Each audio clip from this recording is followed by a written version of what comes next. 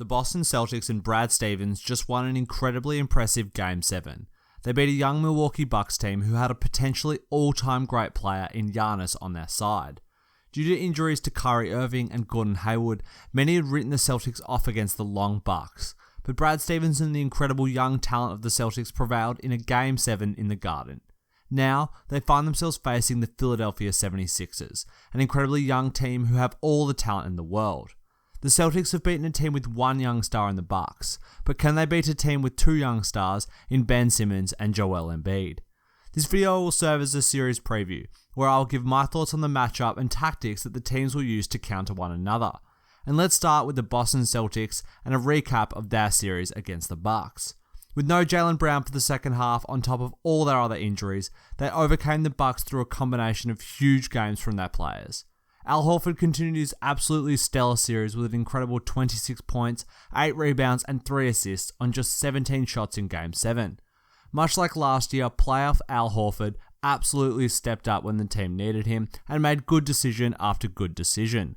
Horford is one of those players who simply doesn't make mistakes or bad decisions. He tends to play very within himself. And by shooting when he should and passing when he should, he limits his turnovers, has a high true shooting percentage, and racks up assists. Simply put, every time Al touches the ball, it turns to gold. For the series, he averaged a fantastic 18 points, 9 rebounds, 3 assists, and around a steal and a block a game, while shooting 59% from the field and 43.8% from the three-point line. This was a veteran series from Al, and while at times other Celtics got caught up and took shots they shouldn't have and forced it, Al was a steady hand, calming the Celtics storm. And there is a storm brewing in Boston. The young players of the Celtics rose to the occasion. Jaylen Brown is the first youngster I wanted to discuss, as before his rookie season just 2 years ago, people were lamenting the fact that he was taken over Chris Dunn. And whilst Chris Dunn looks like he'll be an okay NBA player, Jaylen looks like he's going to be an all-star. The extremely athletic wing has worked harder than any player I can remember to tighten his handles, make his jump shot more consistent, and learn to be smoother at the rim. And he reaped the benefits this playoff series and season. Before his injury struck him in Game 7, Brown averaged 20.5 points, 5.3 rebounds, and 1.5 assists a game while shooting 48% from the field and 40% from 3. He was absolutely incredible on the offensive end, and he was responsible for a lot of the creating of offense. Every Celtic was a little bit, but mainly Jaylen Brown did it in the first 6 games. Their offense used to be based around Irving and Horford pick and rolls and Kyrie Irving isolations. These would break down the defense and then allow the Celtics to attack the space that was created. Now Horford, Tatum, Brown, Rozier, Morris and Smart must attack and create them space themselves. But they create slightly less space for their teammates than Irving did, so the whole team has to work harder to attack a shifted defense. Brown did an amazing job at recognizing that his incredible athleticism would allow him to do this the best. He would take 2 hard dribbles frequently and get past his defender before leaping and gliding around the help defense to get to the rim. Then, when at the rim, Jaylen was so much better than I've ever seen him. When he first came to the league, he would frequently get there and then spill it, putting too much spin or just too much force behind the ball. But now he is finishing with grace, up and unders, left-hand finishes, and some nice touch floaters around the rim. If he can continue this strong play against the 76ers, it will be absolutely huge for the Celtics. Plus, another benefit of all this is Jaylen and the young kids are getting playoff experience now instead of later. Playoff experience is huge when attempting to go on a championship run, and when the Celtics have Irving and Hayward back next season, they'll be absolutely stacked from 1 to 5, and their bench will be incredible. And all of their young kids will have multiple, long, tough series behind them. Another one of these kids being Terry Rozier. Man, Terry Rozier, what a baller. That's all I can say. The kid was absolutely slammed when the Celtics drafted him, with many grading the draft pick at F and saying he would be a complete bust. Then, Eric Bledsoe was asked about him and responded, "Who is that?" Well, Bledsoe would know who Terry Rozier is now, because he absolutely dominated this series. He played the most minutes out of all the Celtics and averaged 18 points and 7 assists per game while shooting 38% from deep. Pretty good from someone who was the 4th guard in the rotation to start the season and graded an F when the Celtics drafted him. Then there is the rookie, Jason Tatum, the other Celtic picked 3 who plays on the wing. Tatum's problem was never going to be scoring. Everybody could see he was gifted at that in college. The question was always over his defense before he stepped onto an NBA court. but like Jaylen Brown, he has proven the doubters wrong and vindicated Danny Ainge. His length and quickness on the court has allowed him to defend and hassle wing players way better than anyone expected, and he has shown positional awareness that allows him to disrupt players well and then quickly recover. The wing defensive duo he forms with Brown is fantastic, and the offensive duo he forms is also fascinating to watch. Whilst a large part of Brown's offense comes from brute force athleticism, Tatum is smooth and silky, using exceptional footwork and an unbelievable jump shot to create space and nail tough shots. And that isn't to say that he isn't athletic. Tatum is capable of blowing past defenders, and his crazy long arms help him finish at the rim. So somehow, through development and amazing coaching for Brad Stevens, the Celtics beat the Bucks. But can they beat the 76ers?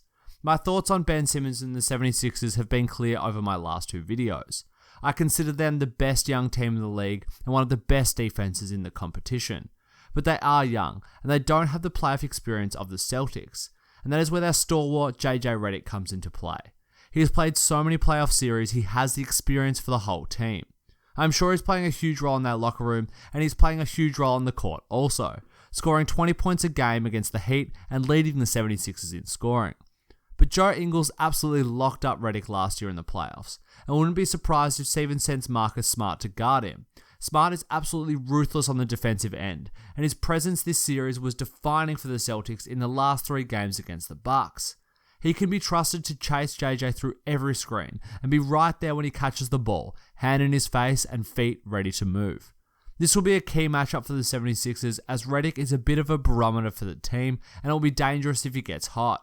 Look for the Celtics to also attack JJ on the other end. Every single one of their players has an advantage on him either off the dribble or in the post, and this is one of the huge benefits of playing so many large wings. I wouldn't be surprised if we see on offense Brad go to whoever JJ Redick is guarding to start the series and attempt to get into his head on this end of the court and potentially disrupt his offensive flow if he is struggling defensively. The other big matchup is who in the world guards Ben Simmons. Smart could go to him again, as he has defended Millsap before in the post, but Simmons is simply huge and is such a talented passer that he would be able to whip passes over Smart and hit his patented half-hook shot over him. I think the Celtics will have to mix it up on Simmons and not allow him to get the same looks and coverage. They can throw Al Horford, Marcus Smart, Jason Tatum, Jaylen Brown, and Marcus Morris onto Ben. And whilst none of them are going to lock him down, by rotating the looks you will prevent Simmons from getting into a rhythm and used to the coverage.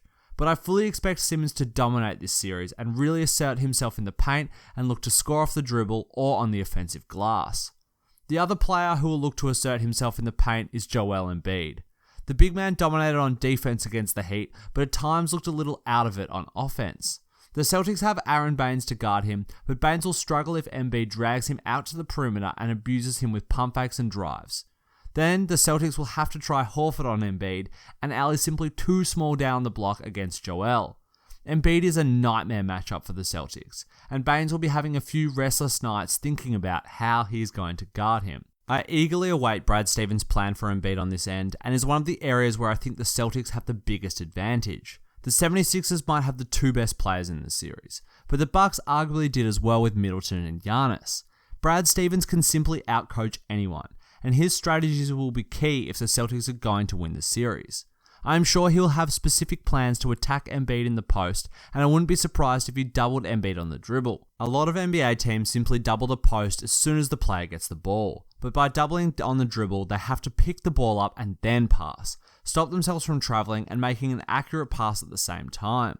Plus, players like Marcus Smart and Brown have proven to be great at doubling on the dribble, and Embiid has struggled against this strategy in the past. By adopting this strategy on some post-ups, the Celtics could overcome their size deficiency and make it a closer contest by forcing Embiid to turn the ball over. And then when Embiid is off the court, look for the Celtics to run Horford at the 5 and get out and run. They have more athleticism than the 76ers in their 5-man small ball unit and should try and take advantage of the limited opportunities they will have to run it when Embiid is on the bench. I would be surprised if they ran small ball too much with Embiid on the court, as Embiid is simply gigantic, and if the Celtics have to run Horford on the 5 and on Embiid, they'll get absolutely punished in the post. There are a million tiny battles within this series, and it'll be a fantastic one to watch, but who do I think will win? My heart says the Boston Celtics in 7 games, but my head says that the 76ers will take this one out in a Game 6 in Philadelphia. They are simply too big and too talented for the undermanned Celtics, and the nightmare matchup of Simmons and Embiid will prove to be too much for even Brad Stevens. Thanks for watching, guys. I hope you enjoyed the video, and make sure to leave a like and subscribe for more NBA videos in the future, and leave a comment with what you think of this playoff series.